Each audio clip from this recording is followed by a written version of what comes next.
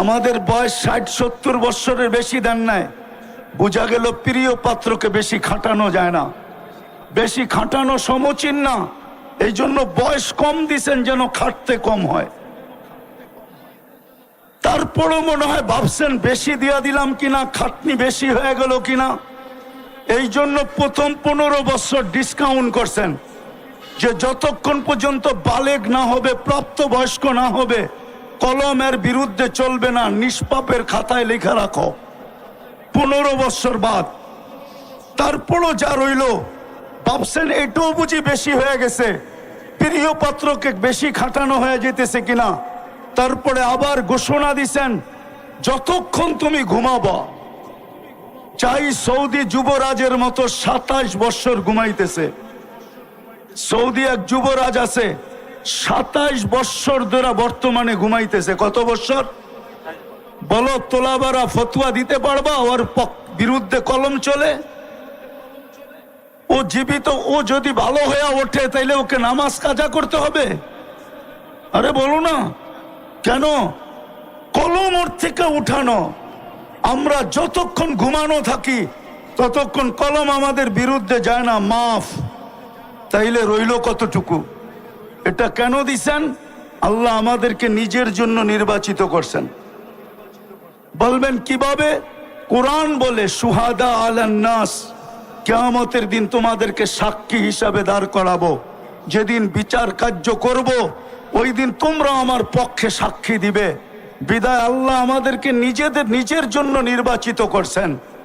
কিন্তু কিয়ামতের দিন যখন আমরা সাক্ষী হিসাবে দাঁড়াবো, সমগ্র উম্মত বলবে, যদি দুনিয়াতে না পাঠাইতেন তাইলে বলতো এরা তো দুনিয়াই দেখে নাই, এরা সাক্ষী দেয় তো দেয় কি কইরা। এই জন্য আল্লাহ আমাদেরকে সামান্য সময়ের জন্য দুনিয়া একটু পাড়ায়া যাওয়ার জন্য পাঠাইছেন। পাড়ায়া, কালকে যদি কেউ প্রশ্ন উঠায় যে এরা দুনিয়া দেখছে কিনা, তো আল্লাহ যেন আমাদের পা উঠায়া দেখায় দিতে পারে, এই যে দেখ পায়ে মাটি লাগানো আছে, এরা দুনিয়া পাড়ায় আসছে। যাদেরকে আল্লাহ নিজের জন্য নির্বাচিত করলেন। আমি শেষ জায়গায় চলে আসছি, আর লম্বা করতে চাইতেছি না। ওই জাতির আজকে অবস্থা দেখলে, তাহাফুজে খতমে নবুয়তের তো প্রয়োজনই হয়েছে এই জন্য, আমাদের জন্য। যদি আমরা নবীর আদর্শকে মানতাম, আর নবীর শান যদি জানতাম, আর নবীর প্রয়োজনীয়তা যদি আমরা জানতাম, আর যদি আমাদের ভিতরে প্রচার থাকতো, প্রসার থাকতো, একটা শুধু হইতেছে খতমে নবুয়ত। কিন্তু ঢাকা শহরে কয়টা হয় শানে রাসালাত? বলুক। আরে তোলাবারা বনো না, বাংলাদেশে কয়টা শানে রাসালাত হয়? সবই তো ওয়াজ মাহফিল আর তাফসির মাহফিল। জাতি তো শানে রাসালাত জানেই না, নবীর শান জানে না, নবীর সিরাত জানে না, নবীর ক্যারিয়ার জানে না, নবীর আদর্শ জানে না, নবীর প্রয়োজনীয়তা জানে না, নবীর কারণে কি পাইলাম এটা জানে না, নবীর কারণে কি পাবো এটা জানে না, নবীর প্রয়োজন কতটুক রাখি এটাও জানে না। জাতি তো নবী সম্বন্ধে কিচ্ছুই জানে না। তাইলে প্রয়োজন হবে না তো আগাছা জন্মাবে না, তো জন্মাবে না কেন? আপনি ভাবছেন চিৎকার দিয়ে আইন নিয়ে আসবেন? যারা শুক্রবারে 500 বার দুরূদ পড়ে না, ওরা চিৎকার দিয়ে কি করে আইন আনবে? বুঝান আমাকে। যারা চুল কাটে নেটে দেখা, ওরা আইন আনবে কি করে? যারা 14 তারিখ পালন করে, ওরা নবীর শান বুঝবে কি করে? আপনি তো বুঝাইতে পারেন না নবীর শান। আমার যুবক তো 14 তারিখ উদযাপন করে, বাংলাদেশে এরকম উদযাপন করে আমি তো 14 তারিখ আমেরিকাতে দেখছি। ওরা তো শুধু ফুল দেয় না, হোটেলে নিয়ে খাওয়ায়, বাড়ির জন্য পার্সেল দেয়, পারে না কলিজাটা বাইর করে বুনা করে প্যাকেটে দিয়া দিতে, তারপরে বলতে যে তুই আমাকে যায়া লেখা পাঠাইস। আমি তো বাঁচবো না, কেননা কলিজা তো দিয়া দিছি, আমি তো মরে যাব। কিন্তু বন্ধুরা কমসে কম ফেসবুকে দেখবে তুই একটু লেখা পাঠাইস, I.U। জিজ্ঞেস করেন না, শুধু ফুল দেয়, ফুলও দেয়, হোটেলেও খাওয়ায়, পার্সেলও দেয়। কলিজা পর্যন্ত বুনা করে দিতে চায়, পারে না খালি সামাজিকতার কারণে। নাইলে প্রতিদিন বাংলাদেশ প্রশাসন শুধু ওদেরকে সামলাইতে পাগল হয়ে যেত।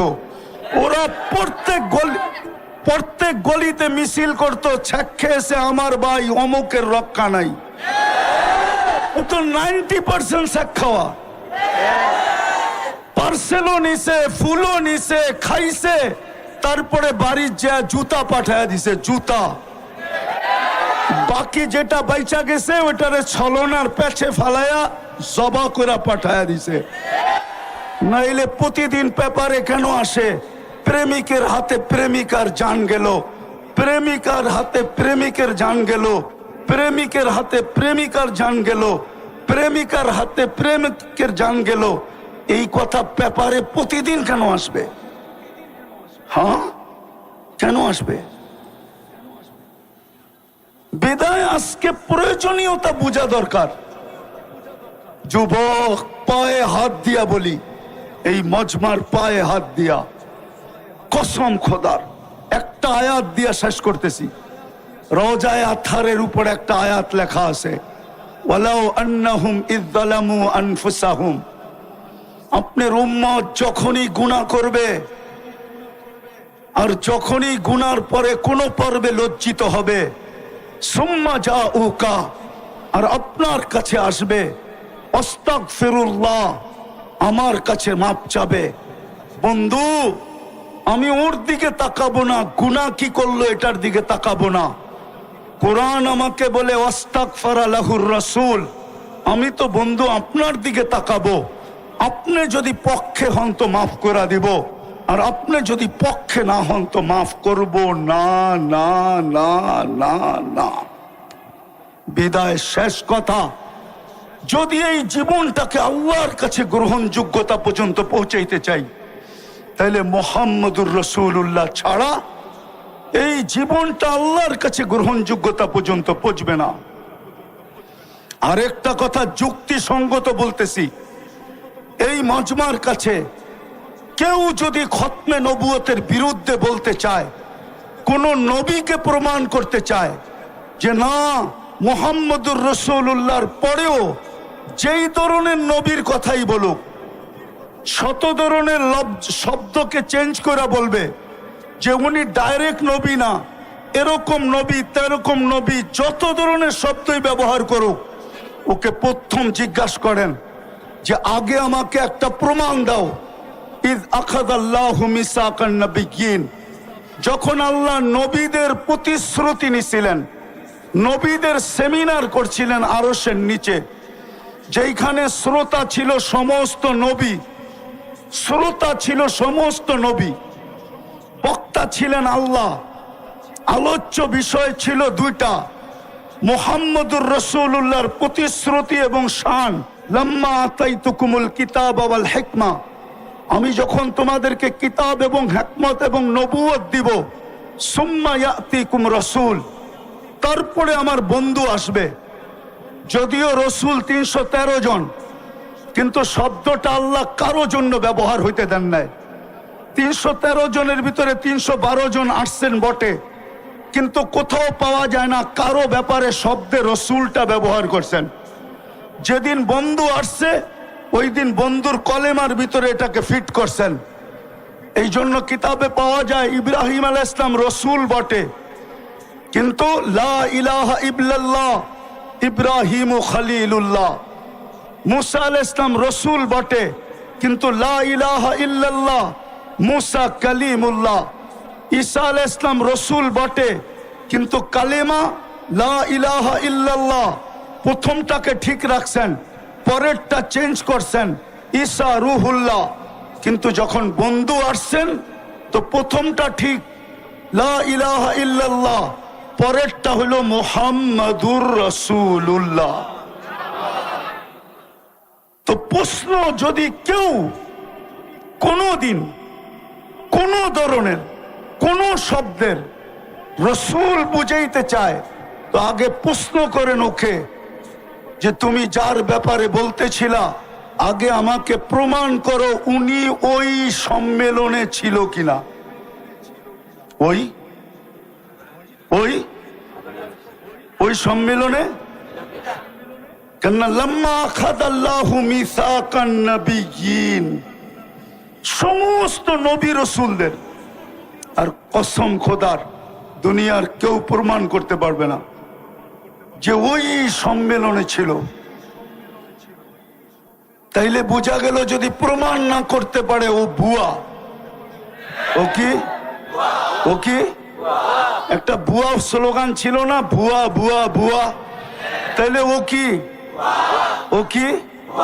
ও ভুয়া, ও 2 নম্বর, ও 22 নম্বর, ও নম্বর ছাড়া। ও কি? ও কি? ও নম্বর ছাড়া, ওর কোনো নম্বর নাই। তো যেটা বুঝাইতেছিলাম দিলে গাইথা নেন। ইচ্ছা স্বাধীনতা দিছে বিদায় আজকে অনেক কিছু করা যায় যুবক, কিন্তু অচিরে ইচ্ছা স্বাধীনতাটা হরণ হবে। যদি হরণ না হইতো তাহলে আল্লাহ যুবকদের কানে ডেলি ধ্বনি দিতেন না। যুবকদের কানে ডেলি ধ্বনি দেন, আওয়াজ দেন, শাবাব লা ইয়াক্তারুকা শাবাবুকা। যুবক, যৌবনের তরঙ্গ যেন তোকে বিমুখ না করে। কাম্মিন সাব সাবাকা কাইলাল মাউত।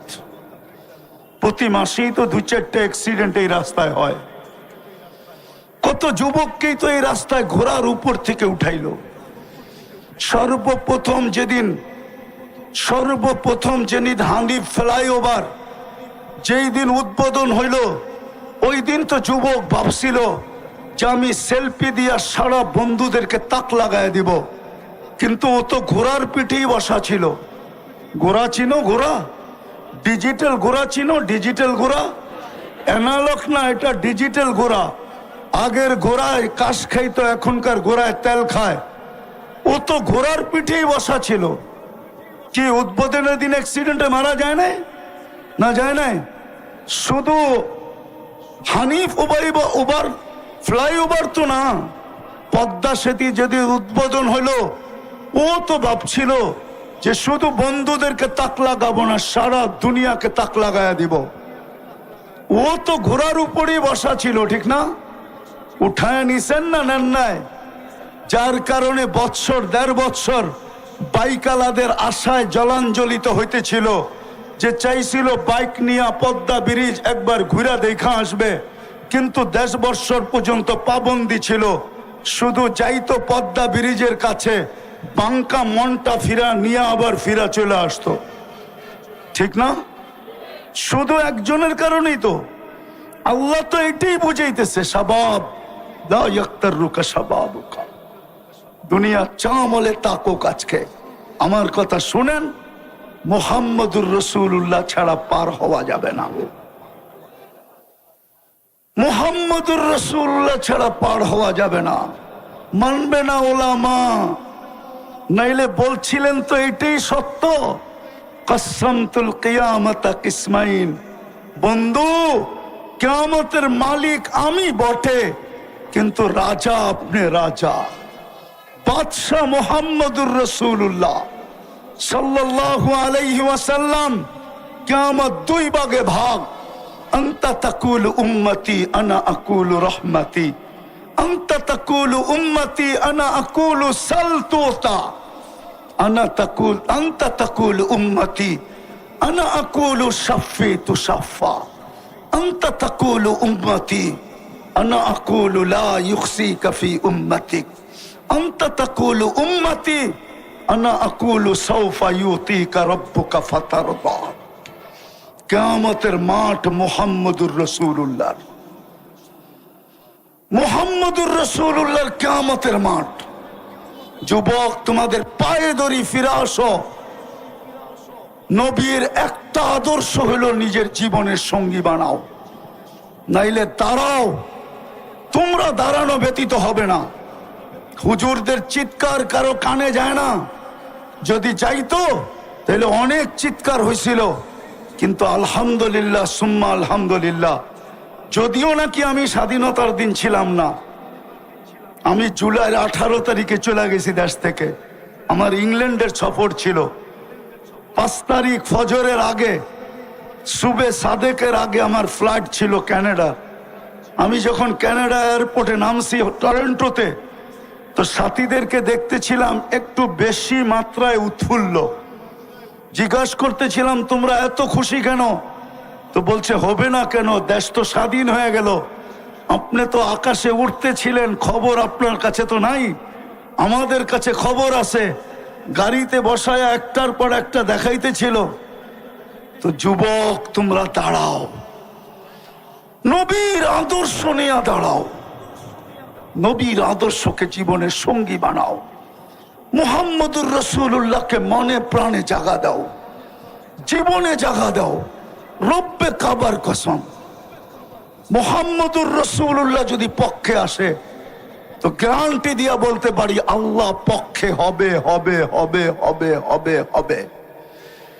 আর যদি মুহাম্মদুর রাসূলুল্লাহ পক্ষে না হইল, খোদার কসম, না রব পক্ষে হবে, না রবের বিচার পক্ষে হবে, না রহমত পক্ষে হবে, রহিমা দুনিয়া ওয়াল আখিরা হওয়া সত্ত্বেও পক্ষে হবে না। এই জন্য পায়ে হাত দিয়া বলি, বলা অনেক হয়ে গেছে। ওলামায়ে কেরাম বলছেন কালকেও বলবে, আমি তোমাদের পায়ে হাত দিয়া বলবো, তুমি নবীর জীবনী রিচার্জ করো। সারা রাত্র আনলিমিটেড তোমরা চালাও, ফেসবুক চালাও, ইন্টারনেট চালাও, আনলিমিটেড চালাও ওয়াইফাই দিয়া, অথবা বন্ধুর থেকে পাসওয়ার্ড নিয়া, অথবা বন্ধুর থেকে হটস্পট নিয়া সারা রাত্র চালাও। তোমাদের পায়ে হাত দিয়া বলি, মুহাম্মদুর রাসূলুল্লাহর জীবনী অ্যানালাইসিস করো, পড়ো, শিখো, আদর্শ শিখো। দিছিলেন তো, সুযোগ তো দিছিলেন। আল্লাহর রাসূল জানতেন একটা সময় এরকম আসবে, এরকম আসবে, চতুর্দিকে ফিতনা আর ফিতনা হবে। হুজুররা মানবে কি মানবে না জানি না, এই কাপড়টা 6 বার সুদে ডুব দিছে। কয়বার? কয়বার? না, হুজুররা মানবে না। আমি গণাইতেছি, যে তুলা চাষ করছে কৃষক, সে কৃষি লোন নিয়ে তুলা চাষ করছে, সুদ নিয়া তুলা চাষ করছে, সে সুদ নিয়া, কে নিয়া? সুদ নিয়া তুলা চাষ করছে। কে নিয়া? কে নিয়া? সুদ নিয়া তুলা চাষ করছে। দ্বিতীয় যে তুলা ইম্পোর্ট করছে, সে সুদ নিয়া করছে। যে সুতা বানাইছে ও সুদ নিয়া মেল তৈরি করছে।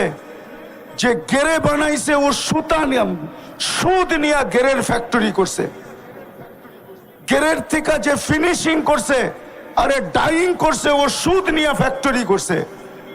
ডাইং এর পরে 6 নম্বরে যে ফিনিশিং করে বাজারজাত করছে, ও পর্যন্ত সুদ নিয়া করছে। 6 বার সুদে ডুব দিছে, 6 বার। জমানাটা বড় খতরনাক। বিদায় কনসিডারও করছিলেন, বিদায় চলে আসছে মৌলানা, আমাদের চেয়ে সর্ব লাইনে বড় ঊর্ধ্বে। আমি ওনাদের সামনে কিচ্ছুই না, বসায় রেখা বয়ান লম্বা করার প্রয়োজনও মনে করি না। বিদায় পায়ে হাত দিব তোমাদের যুবক। আমি এই হুজুরদের পায়ে হাত দিব না, আমি এই যুবকদের পায়ে হাত দিব। জীবনে একটা আদর্শকে নবীর সঙ্গী বানাও। পারবা? পারবা সঙ্গী বানাইতে? পারবা? নামাও, নামাও, নবীর আদর্শ শিখো, ক্যারিয়ার শিখো, লাইফ স্টাইল শিখো, নবীর আদর্শ অ্যানালাইসিস করো, পড়ো। শুধু নেটের ভিতরে সারা রাত্রে ঘুরো না। 2 মিনিট হইলো নবীর জীবনী পড়ো, 2 মিনিট পড়ো নবীর জীবনী, আদর্শ পড়ো, 2 মিনিট পড়ো। তোমাদের পায়ে হাত দিয়া বলি, আমার বিশ্বাস তোমাদের দিলে যদি নবীর মোহাব্বত একবার ঢুকলো, তাইলে তোমরা জয় ছিনায় আনতে পারবে। এটা আমার 100-তে 100 বিশ্বাস আছে। অসম্ভবকে তোমরা সম্ভব করে দুনিয়াকে দেখাইতে পারছো। সারা দুনিয়া যেটা চায় যে কাদিয়ানি অমুসলিম ঘোষিত হোক, ওটা ওই দিন সম্ভব হবে যেই দিন এই যুবকের দিলের ভিতরে মুহাম্মদুর রাসূলুল্লাহর ভালোবাসার ফোয়ারা জাগবে। যতদিন পর্যন্ত তোমাদের দিলে আল্লাহর রসুলের ভালোবাসার ফোয়ারা জাগবে না, ঝর্ণা জাগবে না, অতদিন পর্যন্ত আমাদের চিল্লানে কিচ্ছু হবে না। আমি বিশ্বাস করি তোমাদের চিল্লানে কাজ হবে। বিদায় 1 মিনিটের জন্য পড়ো, রাজি? হ্যাঁ, সর্বশেষ সবচেয়ে বড় আদর্শ আমি হুজুরদেরকে বলতেছি না, তোমাদেরকে বলতেছি, যা খুশি তা করো, আমার কোনো আপত্তি নাই। কেননা আল্লাহ আমাকে তোমাদের উপরে দারোগা বানায় পাঠায় নাই। লাস্তা আলাইহিম বিমুসাইতির, কিন্তু তোমাদেরকে পায়ে হাত দিয়া বলবো, নামাজ ছেড়ো না। নাযিরুন কাইফা তা'মালুন, এটা হাদিসের শব্দ। শুধু দেখতে থাকবো তুমি করো কি। আর কোরআনের শব্দ হলো ফান্তাযিরু ইন্নী মাআকুম মিনাল মুনতাযিরিন, অপেক্ষা করো, আমিও অপেক্ষায় আছি। তুমি সীমারেখায় পা দিতে দেরি, তোমাকে ছো মারতে দেরি করবো না। সীমারেখায় বুঝেন তো? যেটা বুঝাইতেছিলাম, তাহাফুজে খতমে নবুয়তের প্রয়োজন কেন, আর এটা কিভাবে হওয়া উচিত ছিল। কিন্তু আমার সমাজ তো চিৎকারে বিশ্বাসী, চিৎকারে বিশ্বাসী আমার সমাজ, শুধু চিৎকারে। আমি জানি আমার পূর্বে যারা করে গেছেন ওনাদের পরে আমার বয়ান খাওয়ার মতো না, কেন আমি ঠান্ডা মানুষ, তো আমি তো চিৎকার দিতে জানি না। এর আগে আপনারা খুব চিৎকার দিছেন, গরম ছিল সুরা মাঠ, ঠিক না? আমি গরমে বিশ্বাসী না, আমি ঠান্ডায় বিশ্বাসী। কোল্ড ম্যান, আমি ঠান্ডা মানুষ। দুটা জিনিস বোঝাবো যে খতমে নবুয়তের পরে তাহাফুজে খতমে নবুয়তের দরকারটা কি, কি দরকার, কেন তাহাফুজে খতমে নবুয়তের প্রয়োজন। কেননা আমরা যা কিছু পাইছি, এই উম্মত যা কিছু পাইছে, যত বৈশিষ্ট্য এই উম্মতের আছে, কোরআন বলেন হাদিস বলেন, সমস্ত বৈশিষ্ট্য যার কারণে পাইছি, উনি হইলেন মুহাম্মাদুর,